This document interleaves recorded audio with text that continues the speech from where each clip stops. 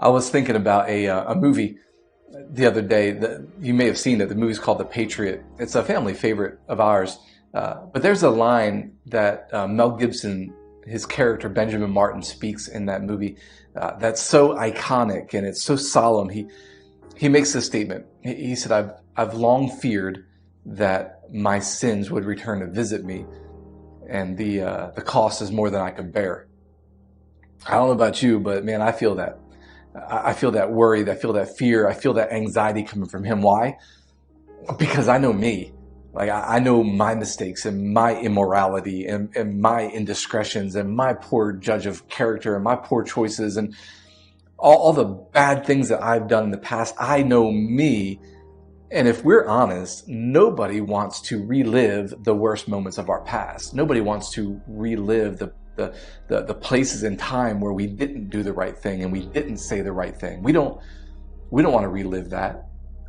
And even, I'll be honest, even in creating a YouTube channel, I had the thoughts going through my mind like, oh, well, what if this person that I hurt 10 years ago, 15 years ago comes out and says bad things about me. And if we're not careful, we allow the past to steal the promise of the present, the promise of the future. What do we know? We know that if anybody be in Christ, they're a new creation. The old is gone, the new is come. We know that we're new.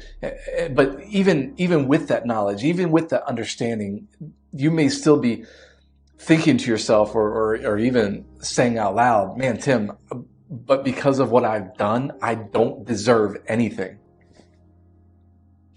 You're right. Yeah, that's probably not the most encouraging thing you'll hear all week, but you're right. You don't deserve anything. And neither do I. Neither do any of us. Nobody deserves anything. The reality is the scriptures say that while we were still sinners, Christ died for us. While we are still doing the very thing that he died for us. And so the goodness that we do have, the good things that we do receive, we didn't earn them and we don't deserve any of them. The reality is the amazing, the beautiful grace of God that he dispenses so freely. It's just something that he gives. Not because we deserve it, because we're good. He gives it because he's good. And he gives us these gifts and he gives us these blessings that are completely undeserved. And so here's the thing. When God starts pulling on you and calling you out, and you may be there, or you may have been there in the past, that you really feel like there's more inside of you, that there's something else that God wants you to do.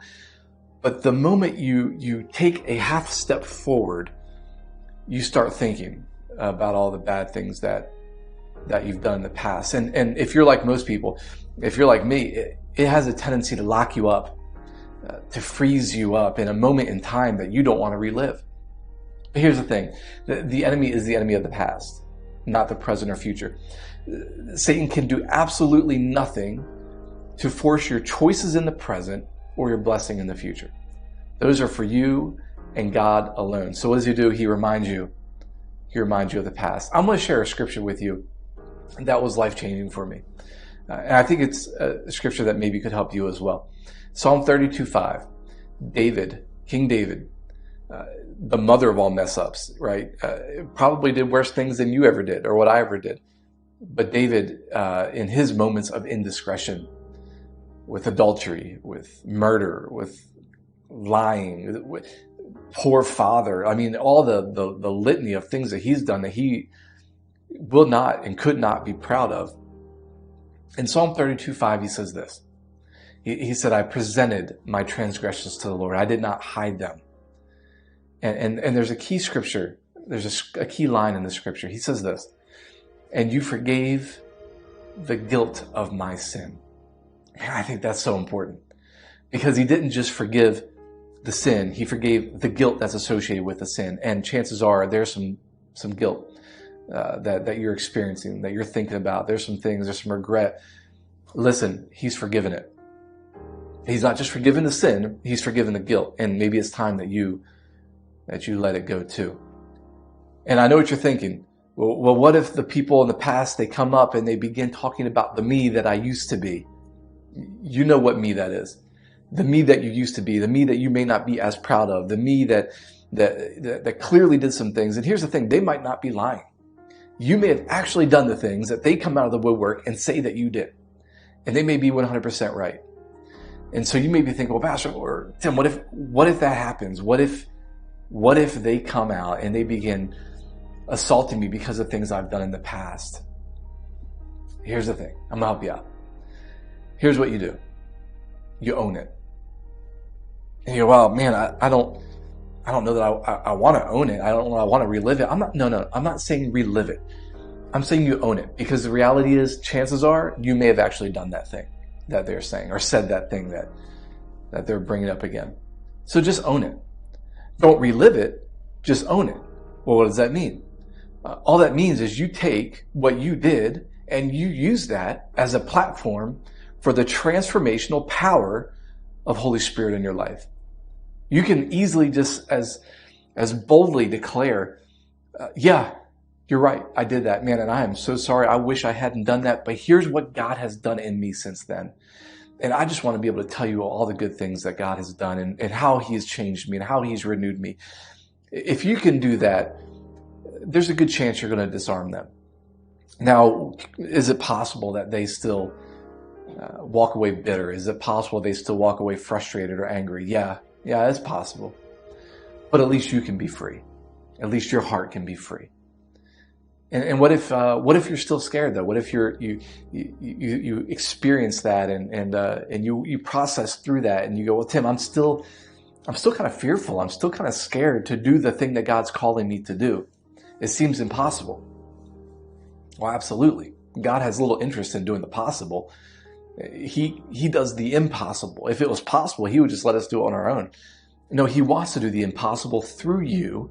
And so he's calling you out to do it. And if you're still scared, here's what I want you to do. I want you to do it scared. Yeah, if you're scared, do it scared. And do it scared until you're no longer scared to do it. Whatever it is. Maybe it's writing that book. Maybe it's getting that certification. Maybe it's taking the faith step into full-time ministry. Whatever it might be. Listen, do it. He's got you. He's never going to leave you. He's never going to forsake you. And you may be even thinking to yourself, well, what if it's selfishness? What if it's selfish ambition? Listen, I believe that you'll know. And you can pray the Psalm 139 prayer that search me, O God, and know my heart. Test me, know my anxious ways, and see if there's any unclean thing in me, and lead me to that way everlasting. Pray that prayer. Ask him to search the deepest parts of you and to bring those things out. Because let's be real. Nobody wants to be James chapter 3, right? We don't want to act or live out of selfish ambition. James says where there's selfish ambition, there's every evil practice. We don't want that. You don't want that. I know that. But let's check our motives.